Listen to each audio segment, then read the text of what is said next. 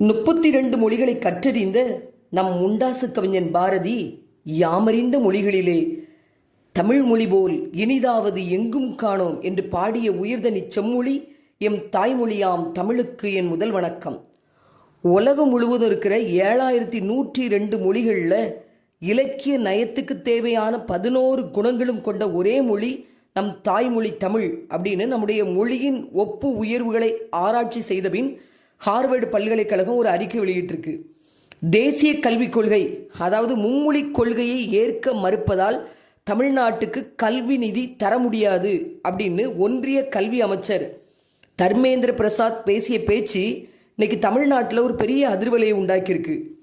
மும்மொழி கொள்கையை பிற மாநிலங்கள் ஏற்கும்போது தமிழ்நாடு மட்டும் ஏற்க மறுப்பது ஏன் அப்படின்னு கேள்வி எழுப்பியிருக்கிறாரு. அவருடைய கேள்விக்கான பதில், பக்கத்து வீட்டு பெண்மணி ரொம்ப அழகாக இருக்கிறதுனால, அந்த அம்மா ஆளுமை மிக்க ஆட்சி அதிகாரத்தில் இருக்கிறதுனால யாரும் அந்த அம்மாவை தன்னுடைய அம்மா அப்படின்னு சொல்லிட முடியாது, யாரும் சொல்லவும் மாட்டாங்க. அவங்களுக்கு அவங்க அம்மா தான் வசதி. தமிழ்நாடு மும்மொழி கொள்கையை ஏற்காததால் நிதி கிடைக்காது அப்படின்னு சொல்கிற ஒன்றிய கல்வி அமைச்சர் இந்தி ஆங்கிலம் மட்டும் நடைமுறையில் இருக்கிற வட இந்திய பள்ளிகளில் 3வது மொழியாக தமிழை ஏற்கும்படி சொல்வதுதானே மிகச்சரியான நீதியாக இருக்க முடியும். தமிழ் மொழிக்கு அப்படின்னு சொல்லி தாயா எந்த மொழியும் இல்லை, எல்லா மொழிகளுக்கும் தாயாக தமிழ் மொழி இருக்கு. அதாவது நம்முடைய இந்திய குடியரசு துணைத் தலைவர் ஒரு மாநிலத்தை கைப்பற்றணும் அப்படின்னு நினச்சா அதனுடைய கலாச்சாரத்தை கையில் எடுக்கணும், அந்த மொழியை அழிக்கணும், அதுதான் வழி அப்படின்னு பேசியிருக்கிறாரு.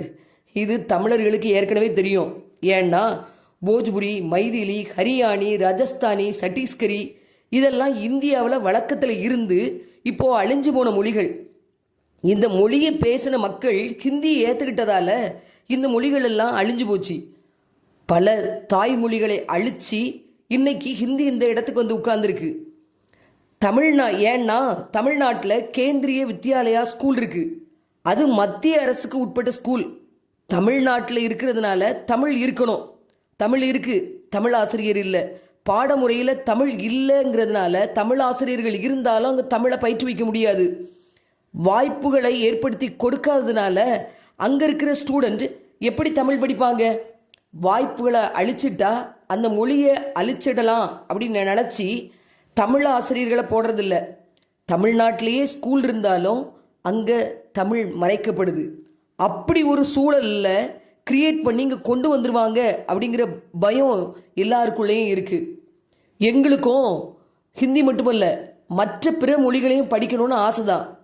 இங்கே செங்கல் சூளையில் வேலை பார்க்குற நிறைய ஹிந்திக்காரங்க, அதாவது வட இந்தியக்காரங்க கிட்ட எப்படி பேசணும், எப்படி வேலை வாங்கணும் அப்படிங்கிறது இங்கே இருக்கிற செங்கச்சூளை அதிபர்களுக்கெல்லாம் தெரியும். தன்னுடைய வீட்டு கூர்க்கா கிட்ட எப்படி பேசணும் அப்படின்னு சொல்லி அந்த வீட்டில் உள்ள ஓனருக்கு தெரியும். அதாவது ஹைவேல கடை வச்சிருக்கிற ஒரு ஆளுக்கு ஹிந்தி, இங்கிலீஷ், மலையாளம் எல்லாம் தெரியணும் அப்படிங்கிறதுக்காக அவங்க படிச்சுக்கிடுறாங்க. வட இந்தியாவில் போய் ஹிந்தி படித்து இட்லி கடை வச்சு பெரிய ஆட்களான நம்மவர்கள் நிறைய பேர் இருக்காங்க. அதே போல் ஹிந்தியில் உள்ள மார்வாடி சேட்டெல்லாம் தமிழ்நாட்டுக்கு வந்து தமிழன் படிச்சுக்கிட்டு இங்கே தொழிலில் கொடி கட்டி பறக்காங்க.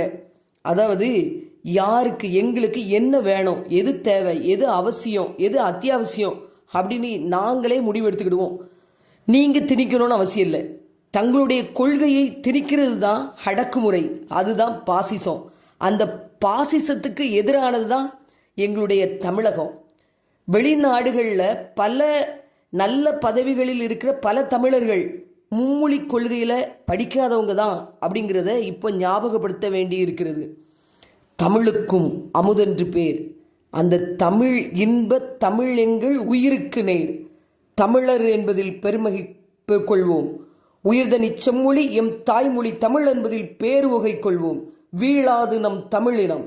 வாழ்த்துக்கள் நண்பர்களே, இனி எல்லாம் சுகமே.